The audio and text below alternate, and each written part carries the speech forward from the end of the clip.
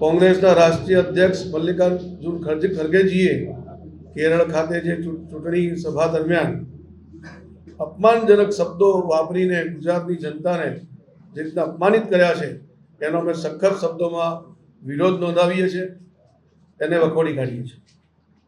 કરોડો ગુજરાતીઓને અભણ અને મૂર્ખ કહેવા એ માત્ર એક શબ્દ નથી, પણ 6.5 કરોડ ગુજરાતીઓનું અપમાન છે. સ્વાભિમાન પર સીધો પ્રહાર છે. શું કોઈ કોંગ્રેસના નેતાઓને ગુજરાતીઓથી વાંધો છે? પરંતુ આ પહેલાં પણ આ જ પ્રકારના અપમાનજનક શબ્દો, અપમાનજનક વાક્યો ગુજરાત માટે બોલી ચૂક્યા છે. શું ગુજરાતીઓની મહેનત, બુદ્ધિ ક્ષમતા, કાર્યક્ષમતા અને દેશ પ્રેમ કોંગ્રેસને દેખાતો નથી?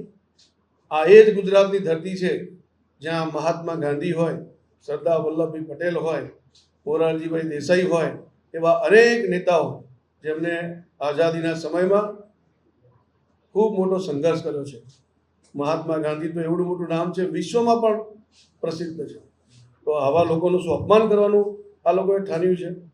આજે દેશ અને વિશ્વમાં જ્યાં પણ તમે જશો ત્યાં ગુજરાતીઓ તમને મળશે તો વેપાર કરતા હશે. રોજગાર સર્જન કરો, નોકરીઓ આપી લોકોને રોજગારી મળે એના અવસરો ઊભા કરવા એ ગુજરાતીઓના લોહીમાં રહેલું છે. શું આવા ગુજરાતીઓને મૂર્ખ અને અશિક્ષિત કહેવું કેટલા અંશે યોગ્ય છે? આ નિવેદન માત્ર નિવેદન નથી, પરંતુ શરમજનક બાબત છે, શરમજનક ટિપ્પણી છે. તો સીધો સવાલ પૂછું, શું તેઓ આ નિવેદનથી સહમત છે? શું તેઓ ગુજરાતીઓના અપમાનનું સમર્થન કરે છે? જો નહીં તો તેઓ જાહેરમાં માફી માંગવા માટે પણ અમે અપીલ કરીએ છીએ.